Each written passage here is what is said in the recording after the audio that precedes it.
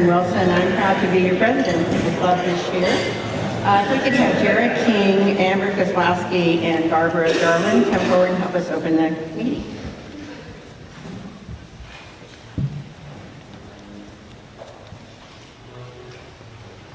Please join me in prayer. Heavenly Father, we thank you for the food that is before us and for your many blessings. We thank you for the privilege of belonging to this organization of Rotary, for the fellowship and support from our friends here this afternoon, for the opportunity to share ideas, but mostly for the opportunity to serve. Dear God, we appreciate how blessed we truly are with more than simply the necessities of life, with prosperity, with family, with friendship. As we enjoy the support within the family of Rotary, help us reach out to those families less fortunate than us within our own community and around the world. As we consider your teachings, inspire us to serve you so there may truly be peace and understanding throughout the world. Gracious God, help us work together within Rotary so that we may do your bidding on this earth. In your Son's name we pray. Amen. Amen.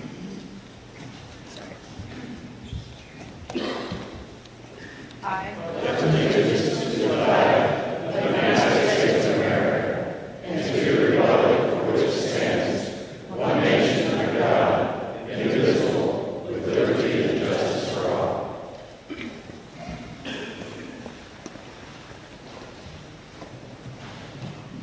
I forgot my cup, but join me today in congratulating Jeff Cartledge, who has a birthday on February 2nd, George Oliver, February 3rd, Patricia Stevenson, February 3rd, Gary Anderson, February 6th, and Marissa Austin, February 7th. Spouse birthdays: Dennis Pepin's wife, Maxine, on February 2nd, Michael Estrada's wife, Billy Joe, on February 7th. We have no anniversaries among our members, but club anniversaries are Laura Antoine, 14 years, on February 4th, Elizabeth McFarland, 4 years, on February 6th, and Richard McVeigh, 10 years, on February 6th. Salud. And thank you to my husband. Thank you all so much. Okay, if you brought a guest today, would you please stand and introduce your guest?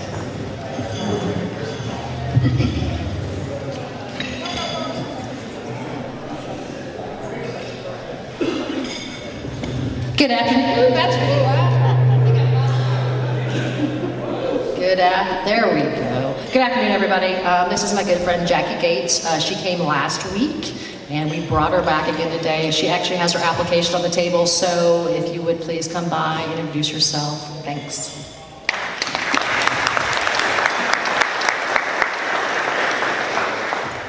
Yeah, I have a table full of guests.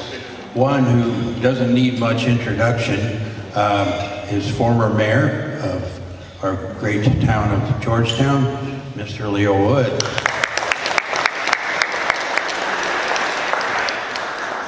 Brad Stewart of Keystone Concrete. We've got some fellow Rotarians here as well. Clarence Enox, Rotarian. August Alvarado with Congressman Carter's office. And then our speakers. We have Lieutenant General Butch Funk and Lieutenant Colonel Robert Crouch. I didn't forget anyone, did I?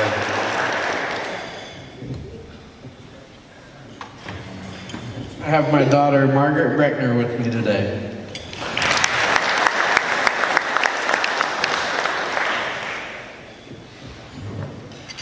It's my pleasure to introduce Will Boughton. Will just moved here recently from Jackson Hole, Wyoming, was Rotarian there. Will leave here today with an application to bring back to us. He's with Vera Bank, which was formerly Union State Bank, and he is a wealth advisor. And why I'm with him, I have no idea.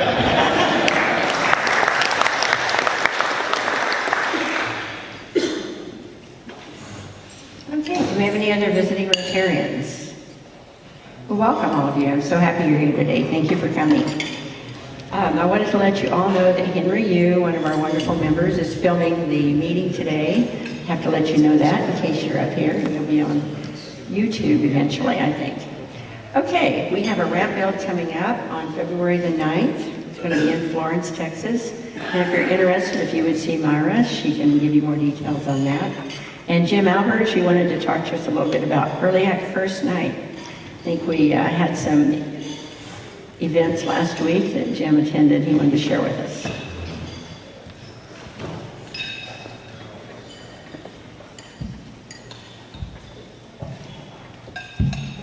Yeah, I think it was last Friday, probably, we had events at Mitchell and Annie Pearl, and well attended. They did a good job. But the most fun one, in my opinion, was Wednesday. And I was there by myself, except for all of the teachers who were participating. And I was thanked for all the Rotarians that were here. And so I waved my one hand. But I just want to say that at Carver, they're doing a really good job of teacher participating, getting into the act. And so it'd be fun for you to go visit the Carver one, even though it's 2 miles further than the rest of them. Thank you, Jim. I really appreciate you attending. I'll have the new dates up for the upcoming programs that will be taking place at all 3 of the schools. If y'all can go, that would always be wonderful. They're usually listed in your trumpet. All right, Henry, you wanted to talk to us a little bit about Rotary. I haven't used this mic before, so hi everyone. For those who may or may not know, I'm back in school again at Southwestern University and part of the Rotary Club. And we're kind of a reimagining going on. As you've seen some movies, you might have seen superheroes kind of like getting portrayed by different actors. This is kind of a reimagining of the Rotary Club, which was a lot more active in the past. That all being said, we're going to have a interest meeting on Tuesday the 5th at about 6 p.m. And if those of you who are familiar with the campus, it's in Olin 110. And our enticement for all the college kids, our Chick-fil-A will be served. I don't know if you guys are big fans of that, but again, the 6th at 6 p.m. in Olin 110. Thank you so much, Henry. We appreciate that. And Danny's going to talk to us about RILA. All right, since the first 2 announcements were youth-oriented, I think what Jim's trying to say in his very nice way that you guys know I'm a little more blunt, we need to attend the Early Act First Night sponsored Rotary events. So if you have any time whatsoever to make it to these schools, it would be highly appreciated to show our support instead of just writing a check, and that way Jim doesn't just have one lonely hands. Is that a good synopsis, Jim? The second announcement is Henry is trying to revive our Rotary Club at a college level. That's the college level Rotarians, and I really appreciate what you're doing for that. We've had a miss there for a while, and we're trying to get those college kids back engaged. So, which brings me to RILA, Rotary Youth Leadership Award. I didn't mean to make that as long as I did, but I really appreciate those guys doing youth service stuff. RILA is the Rotary Youth Leadership. We're selecting candidates right now. Applications are starting to come in. The big announcement is if you want to participate as a volunteer, thou shalt go on the website and fill out a background check. I think most of you can make it. It hasn't caught some of you yet, and you've been able to go. Larry Bingham's been going for years, and he keeps getting through, as I do, so I think we're okay. Larry's going to lead the cook team again on Tuesday, July 2nd. I know a lot of you have participated with that. The volunteer form is required, so that's the big announcement. Please go online. E-blast went out from Karen, and Rotary Youth Leadership is an outstanding thing. And y'all go to these youth functions. They're just a blast. Thank you very much.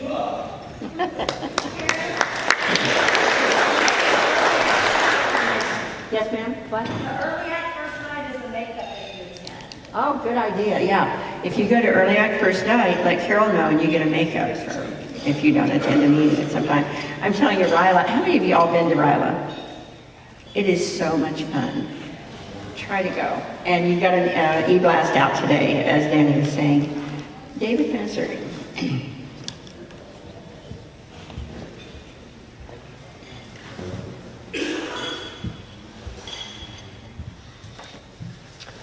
Good afternoon, fellow Rotarians. I wanted to inform you of a new program that we started with the membership committee. It's called Family Rotary.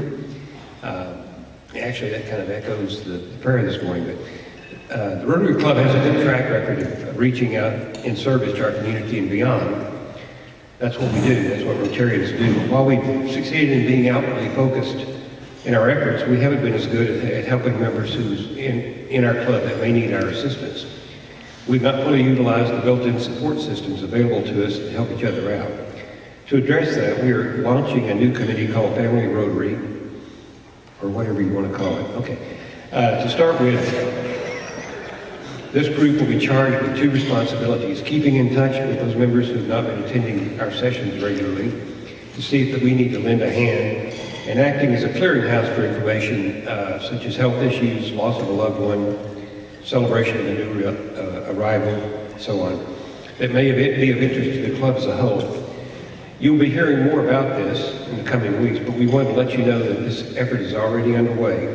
We've made some calls, and people have been actually very positive about this program. We just don't want you to be surprised, and when we call you, we'll announce ourselves as representing the Georgetown Rotary Club. We hope that by sharing your information with people, and if you don't want it shared, we'll be respectful of that too.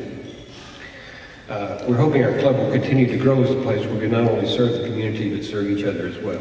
Thank you for your attention.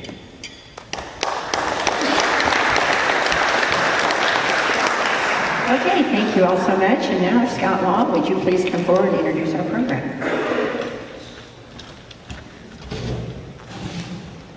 Yeah, this program originated with Mike Sweeney, who passed it on to Georgianne, who fortunately passed it on to me, and very honored to do this, being a history guy, particularly military. I was really thrilled to be able to present this.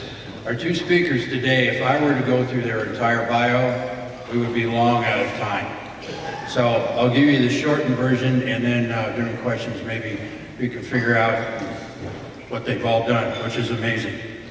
Lieutenant General Paul E., goes by Butch, I guess, Funk, retired, is presently employed by the National Mounted Warfare Foundation as the President and Chief Executive Officer. He's a board member of the National Mounted Warfare Foundation Board of Directors. And what they're here to talk about is to get a museum built. He was born in Roundup, Montana.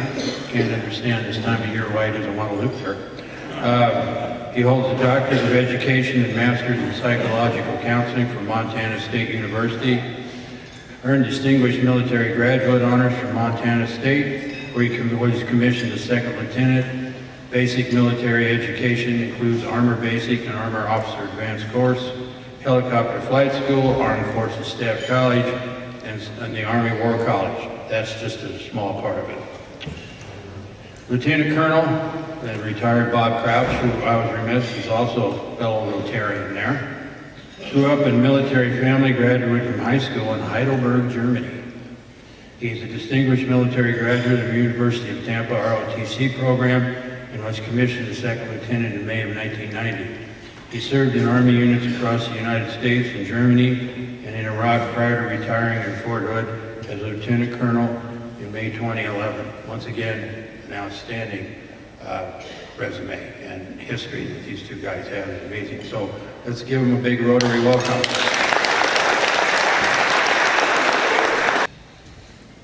Thanks very much, ladies and gentlemen, for the welcome. And I'm going to come up here and do a little bit of stuff, but Bob's going to do, as happens at the office, all the work. I know it's to have a title like CEO and President and all that's pretty big. There are only 3 full-time members of the organization, so you can see I don't need to get too smart about being the CEO of something. I did spend a lot of time in the Army, and my final assignment was as the Command General of the 3rd Armored Corps at Fort Hood, and at that time the Corps had about 182,000 soldiers in it. And I want to talk a little bit about that in just a minute. But what I really want to say is, and before I forget about it, is Dr. Garza still here? Yeah, I just want to honor this great veteran, this Marine Corps veteran of World War II, the Pacific, and the Korean War. Folks, there aren't many of those fellows around, and you all probably know this, but I'm just honored to be here with him today. Thank you very much.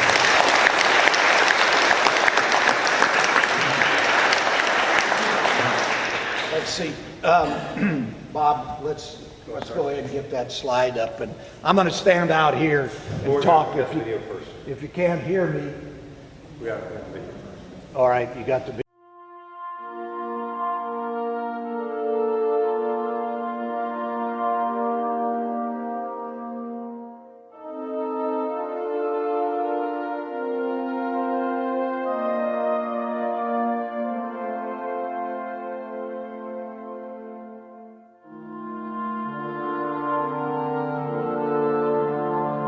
In the heart of Central Texas, there's a place that prepares men and women, mounted warfare soldiers, to make a difference in the world.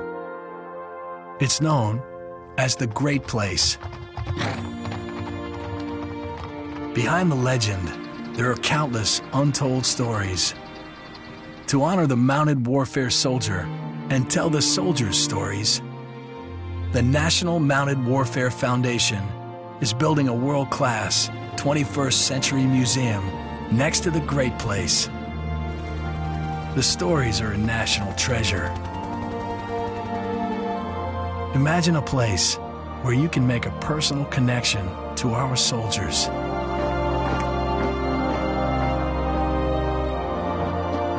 A place to learn not only what they do, but also who they are.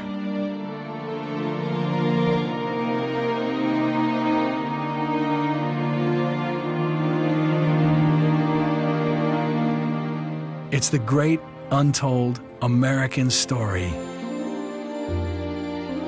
Their story is our story.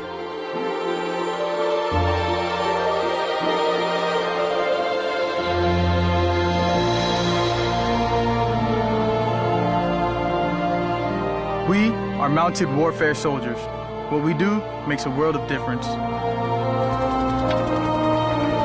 Step into the story. Step into history. Feel what it's like to be part of something bigger than yourself.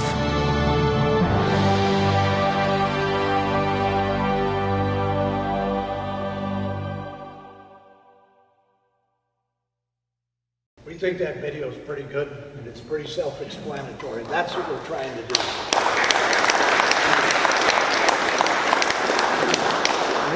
What we're really trying to do as well is to explain to you what a mounted warrior is and talk to you about the people we want to honor. There's no museum being built in behalf of the Army that really talks to this. But the Army fights as a combined arms team. That's great, thank you, man. The Army fights as a combined arms team. In the mounted branches of the Army, and I happen to be a cavalryman and tanker. I was privileged to command an air cavalry troop in Vietnam, similar to the air cavalry troop that squadron that Robert Duvall commanded in Apocalypse Now, just in case you've seen the movie. And I commanded in war again in Desert Storm, the 3rd Armored Division, another mounted force. And that's what I would describe to you. What we're talking about here, 22,533 soldiers in the 3rd Armored Division. And the division, when we marched into Iraq, stretched in a column of brigades from here all the way up to Khalid. That's what mounted combat's about. Every single person was riding in some kind of a conveyance. You saw the horse cavalry represented, the ceremonial unit from the 1st Cav Division. Those are our ancestors. But when the 3rd Armored Division marched, every single person, men and women, marched into Iraq. And we fought the Republican Guards. The 7th Corps' mission was to destroy them, and we did a doggone good job of that. Yes, sir. And that's what mounted combat's about. We're not talking about a separate branch or arm of the service. We're talking about how the Army fights in a combined arms mode. And we want to honor all those young people that have gone through in mounted units in Fort Hood from its inception in 42, tank destroyer units, to the present. So that's what the museum's about. Go ahead, Bob. I'm gonna ask Bob to whip through this whole thing so we don't waste your time. Certainly, if you'd like to ask questions later on, be glad to try to answer them. I will tell you this: if you're going to choose a war, don't choose Vietnam. Choose Desert Storm, because your Army, all the services, but I know the Army best, obviously, were terrific there. And I just heard the other night again how the Chinese and the Russians changed their approach to war after seeing the U.S. military work the way we did in that war, because we had the assets, the resources, and we had the will of the people of the United States of America, and in my opinion, one of the greatest presidents, George H.W. Bush, leading the effort. But anyway, I'd be glad to talk about anything like that, but I want Bob to go ahead and get on with the specifics of what we're trying to do. Thanks a lot, folks. Thanks, sir. So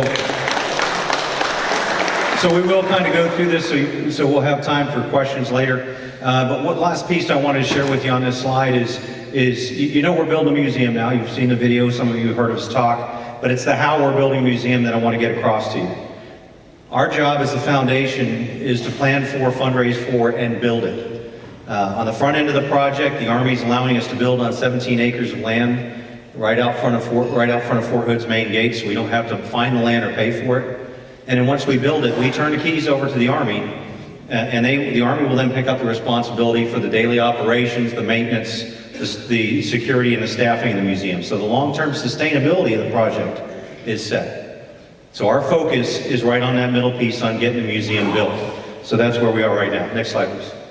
For those of you familiar with Fort Hood, I'll orient you very quickly. The blue buildings up in the upper left-hand side of the slide are the visitor center, and that larger blue building off to the side is the Horse Cavalry Detachment's covered arena. So we are literally right outside the front gate. The road you see here is the road on the left is TJ Mills Boulevard, the main road into Fort Hood.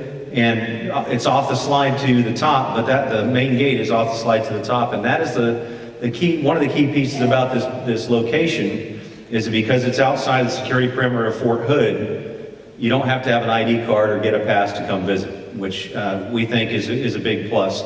Also, the location, we have the Horse Cavalry Detachment right there as a living history exhibit that would love to share their story with you as well. Next slide, please. To run you through the design very quickly.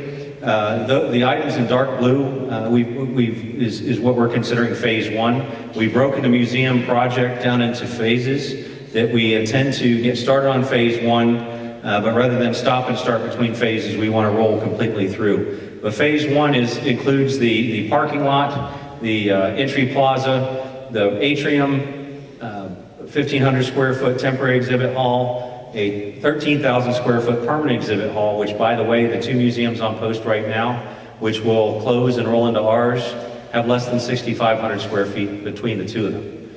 So in the first phase alone, we're more than doubling the capability to tell our story. And then there's the mechanical yard that will support the entire footprint, not just phase one. Go back one more, please. And I'll run very quickly. The lighter blue is our second phase, which is an expansion of the permanent exhibit space, so we have a total of 24,000 square feet. Phase three, we're looking at putting in two large multi-purpose classrooms. Phase four, phase five are our offices and gift shop. And then we also plan on putting in a really nice amphitheater and two more classrooms.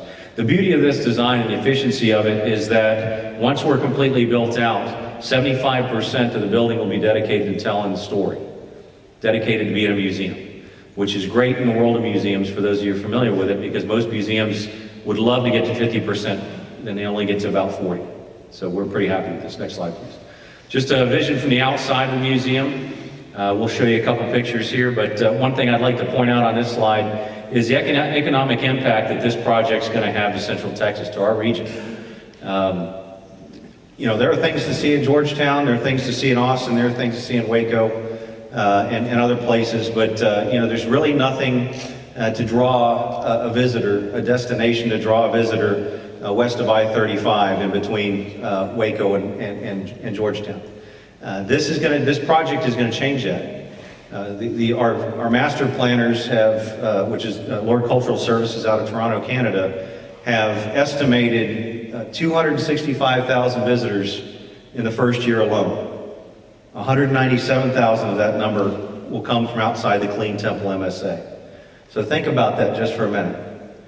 You know, that's almost 200,000 people coming into our area. And when I say our area, I mean Central Texas, Georgetown really up to Waco. 200,000 people are going to come into our area, and they're going to need a place to stay. In some cases, they're going to need to get gas. They're going to need to get food. And so out of that, and we think this number is low, and we're working to resolve that right now, but we expect a minimum of $5 million annually to come in terms of economic impact. Next slide. Just another view of nighttime of the museum. Next slide, please. This is a view of the atrium that I described out back behind the museum. Some of the neat things about this will be a great place to do reunions, weddings, receptions, to view the horse cab detachment as they rehearse twice a week, or to watch the Fort Hood Freedom Fest fireworks from. Next slide, please. Really quickly, this is a view of the inside of the museum. I'm going to show you two of those. There's a second one here, as you're looking through the atrium. Can you go back one very quickly? So one thing I'll point out on this design, if you look at the floor, I don't think you may be able to see it, or maybe not in the back of the room, but there's a map of the globe embedded into the floor of the atrium. And what we're going to do with that is that every place a unit from Fort Hood has served over the years, there'll be an icon embedded in the floor with a QR code in the icon, so that you can take your smartphone or your tablet, scan that, and find out about the unit that served there and what they did. So your visitor's experience starts the moment you walk into the museum. And one of the key pieces that we want out of this museum is it's not just about artifacts. It's not just about an object. It's about the stories. We use the objects to help tell the stories, and we want to use technology to make it an immersive experience for people, so that they can get the context and feel what how soldiers dealt with things in their experiences. Next slide. Next one, please. Here's where we are. I don't know on this screen if you can see it very well, because parts of it are whited out, unfortunately, for the color. The bottom line at the top of this, the chart at the top of the slide, is that we have $2.1 million left to raise for phase one. We're getting very, very close. We have 65% design complete, and I'm going to jump forward down to the timeline. We expect to have the design 100% complete by the end of March. So we are very, very close to being ready to get moving on construction. If we are able to raise the remaining money between now and the end of March, we should be able to begin construction in June. And from then, it'll take about 2 years before we can get the doors open. So we're looking at an opening date of 2021. Other thing I'd like to point out is that one of the other cost avoidance things that we've been fortunate with is that the Army Center for Military History, which will own this museum when we turn it over, has agreed to pay for design, fabricate, and install all of the exhibitry inside and outside the museum. That's about $10.5 million that the Army's contributing just for exhibitry. So that's very helpful to us. And then our architect, I wanted to point out, is Huckabee Incorporated, pretty well known in our area, Central Texas, for the schools that they've designed, and they partnered with Cloud Construction out of Temple for many projects for the last 25 years, and we have that partner team established for us. Next slide, please. A couple upcoming events we'd like to share with you, and I'll make sure that Karen has these so she can get them out to the club. On the 6th of March, right now, because we're still working through some things with the Army, we're unable to do a formal groundbreaking. So in lieu of that, we're going to do a design reveal event on the 6th of March. Likely we'll be either up at Central Texas College or up at Texas A&M Central Texas, but we've got a really, really cool animated fly-through of the video of the museum. It's like you were there, and there'll be some other activities that happen then. So we'd encourage you all to come and really help us celebrate our closeness to being done to get ready to launch the project. The second event I'll talk about is our Homecoming for Heroes Gala. This is our fifth annual one. It's going to be held on the 27th of April out in Ocala, Texas. More details to be forthcoming, but the first four have been a lot of fun, and would love to have you all there. before you move forward. Now I'm going to tell you a little bit about the next thing that's going to happen, and I'm going to show you another video. A sub, if you will, a sub-project of this museum. Now, I mentioned how stories are the important thing to us. Well, you can't tell stories unless you have those stories on hand. And so several years ago, we had a young man, a videographer locally, come and volunteer his time. And we started collecting stories of soldiers and veterans and family members and community members that right now, where you sit and you spend 45 minutes to an hour talking on camera, and then they whittle that down to one or more 2 to 3 minute videos. And right now we're using those videos on Facebook and on our website to help promote the museum project. But long term, the beauty of this is that these videos are going to be in the museum. So if you go into the World War II gallery, you're going to hear stories of World War II from World War II veterans. Same thing with Vietnam, same thing with Korea, so on and so forth. So I'm going to show you, and the reason I'm bringing it up is if you would like to participate in this program, we'd encourage you to do that. What I want to show you is one from a gentleman who saw a public service announcement featuring General Funk a couple of years ago, came in off the street, said, "I'm a World War II vet and I'd like to tell my story."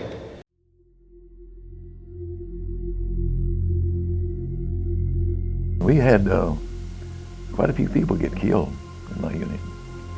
I remember one time we went through this city and we could see a person's whole side of his ribs laying on the ground there, where the tank had shot farther around at him and hit him and just blew him apart. You could see things like that, see people all along the way. And you could also see dead Germans lying on the ground as you were moving out. I remember one time we were in approach march. We were quite a ways from the front line, and we were going through this little gorge, this little river stream, I guess you might call it. We had an individual named Fromer. He was the scout man, and he would go up on the banks of this river, and he would try to spot the enemy. And I remember our German sniper spotted him. He was a good marksman, and he hit Fromer right between the eyes with a bullet. And we moved on out. Fromer's lying on the ground here, dead. And that really made an impression on me. I can't speak for other people, but for me, I didn't think about it that much. It was just a way of life for us. We were there for the whole long haul. And if you got wounded or killed, that was it for you. But the battle continued. Combat really has this disturbing effect on an individual. You hear a lot about post-traumatic stress disorder. Soldiers see all these things, and it really bears on their mind. And after they get back to the States, they have this problem. They can still dream about these things, and they can see them in their mind. Well, I spent 23 years in the military. I retired in 1968, and that's been over 46 years ago. In a few months, I'll be 89 years of age. I'm still in pretty good health for all the things I've seen and experienced in my life. But I would do it again. I love my country.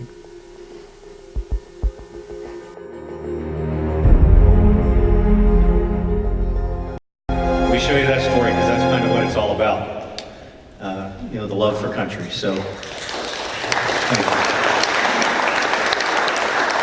being a Rotarian, among good Rotarians, I know the rules. But we say in our club, there's 3 ways you can help, or three things we'd like you to be as a Rotarian: a doer, a donor, a door opener. Same applies here. As a doer, we would love for you to volunteer to help us out in whatever your skills may be that we can use to help us get ready for the museum. The other way to be a doer is to volunteer for a video. We'd love to have, or if you know somebody. The second one's obvious. I'll skip to the third one, being a door opener. We need help opening doors with people to talk to who might be interested in helping to support this project. If you know folks who you think may be interested, please let us know. If you have other groups that you belong to, I've spoken to groups as small as, I think 6 is the smallest, and 400 is probably the largest. 3, yeah, that's right, 3 out in Salado. That was kind of a lonely event, but it was a rainy night, but we did it anyways.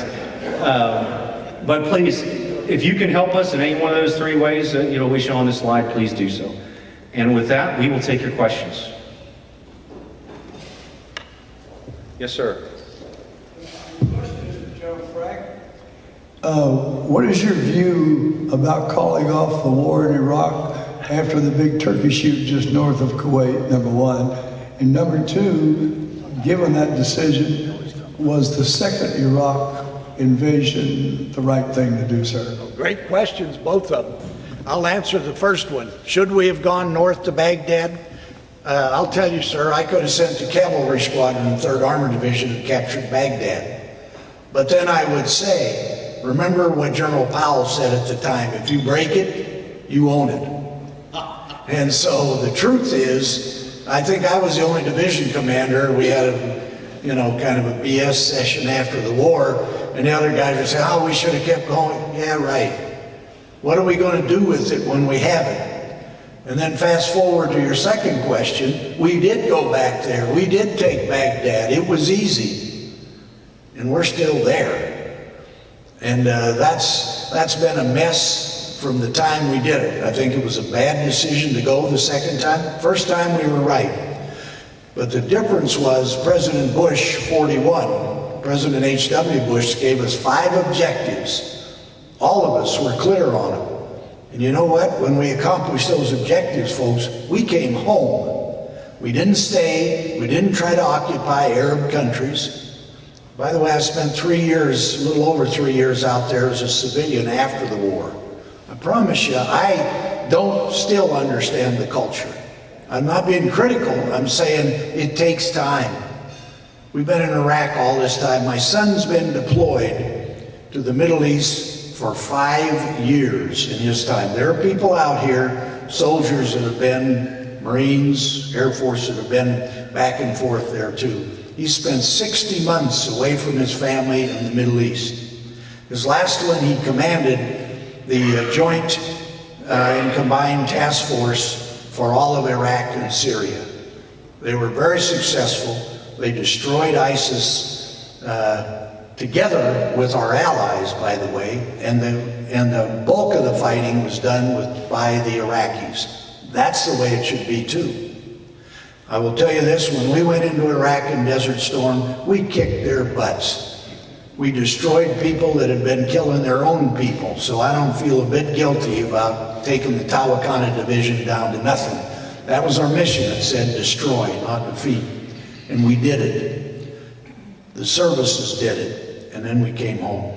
So, no, sir, I do not think we should have stayed the first time, and I do not think we should have gone back the second time. That's my personal opinion, which I can give now because I'm no longer wearing the uniform. So, look, it's a complicated part of the world, and I know that's exactly why you're asking the question. And we're there, and our kids, most of the soldiers, sailors, airmen, Marines, they are kids, by the way, you all know that.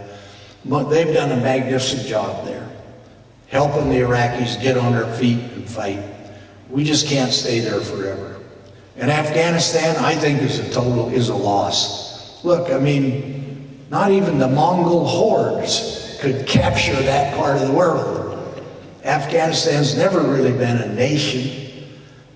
Maybe for a couple of years it was until, and so to me, we did the right thing by going there and taking down as much as we could and running the Taliban out.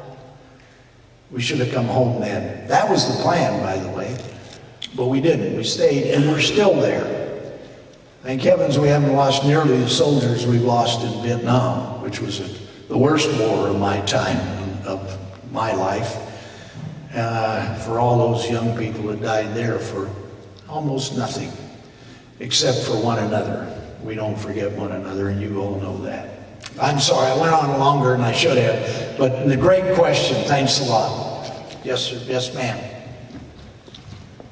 My name's Amber. I was in the first cab, but my question is with the museums you You're a guys military academy graduate? I am. Yeah, was there another young woman here that was a military Elizabeth. academy? Yeah, good for you guys. How about that? 3rd ACR, Brave Rifles.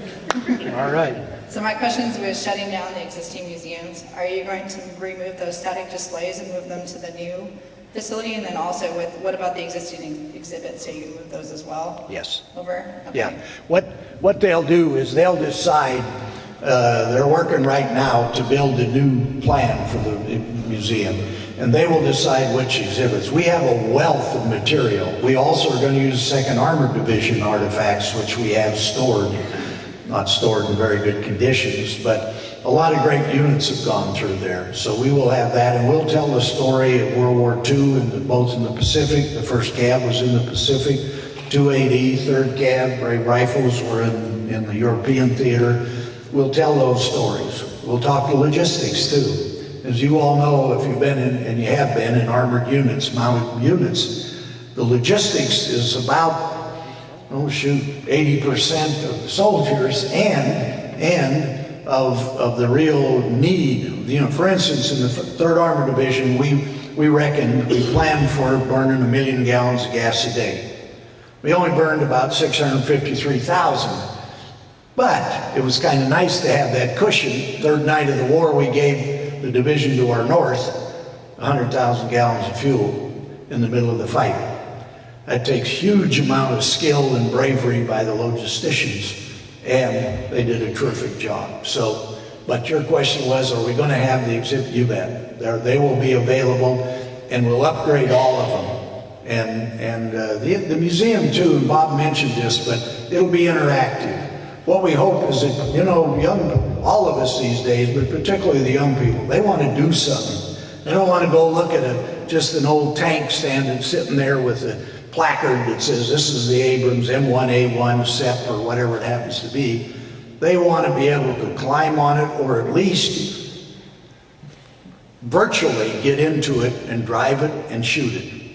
My goal would be fight Desert Storm, the Battle of 73 Easting, maybe certainly the 2nd largest armored fight, tank fight ever. Maybe it was the first. Some people think Kursk in World War II was. But certainly for U.S. units, the most tanks we've ever had on a battlefield facing an enemy.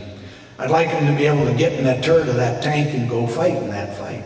We can do that virtually now. Well, you guys know that better than I do. Okay, any other soldiers in here? Sailors, airmen, Marine? All right, good. I thought you were a soldier, young man. Good for you. Thanks a lot for your service, all of you. By the way, 13% of 3rd Armored Division when we marched, and as I said, everybody marched in a vehicle of some kind into over 9,000 pieces of rolling stock in the 3rd Armored Division going north. 13% were women. And as a percentage, I had fewer problems. I didn't have hardly any problems, but fewer problems with the women than I did with the men. It's the truth. They were brave, they were tough. Listen, it was a trackless desert. Just think about this. You're living and doing every single function that a human being does 24 hours a day going into a desert. And the women did great. And they're doing even better today. And they're in the combat arms too. So anyway, I'm real proud of all you guys. But our soldiers have done a terrific job. Yes, sir. 1942. I had the pleasure of being selected as the mascot of the 5th Armored Division, which was commanded by General Jack Hurd.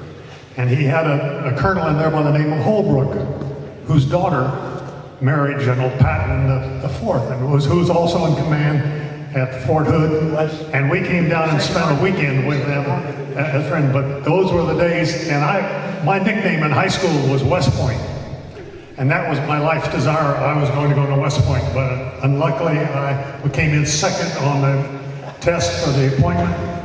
But I was high enough to get into the Naval Academy, so I went to the Naval Academy instead. I want to remember that one. Good for you. We need your history. Okay. Anybody else? Folks, I know you got to go and get back to work, and this is a working outfit. Thanks again for allowing us to come here.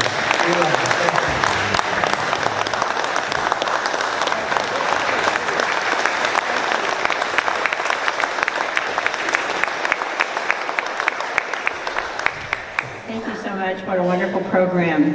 It is the practice of our club to have our speakers sign a book, and then we donate it to Pearl Elementary, to their library. So I'll bring this over there. If y'all would sign it for us today, we'd appreciate that before you leave. So if there are any other announcements for the good of Rotary. All right, would you all join me in this? Oh, yes. I have one. I just wanted to, I'm Catherine with the YMCA. I just wanted our fellow Rotarians to congratulate our own Danny Biggs, who's recognized as the YMCA Volunteer of the Year. Awesome. I didn't hear this, but Scott introduced his guest today. We were also honored to have two of the board members of the Mountain War Museum with us from Georgetown, Brad Stewart and Leo Wood. Absolutely.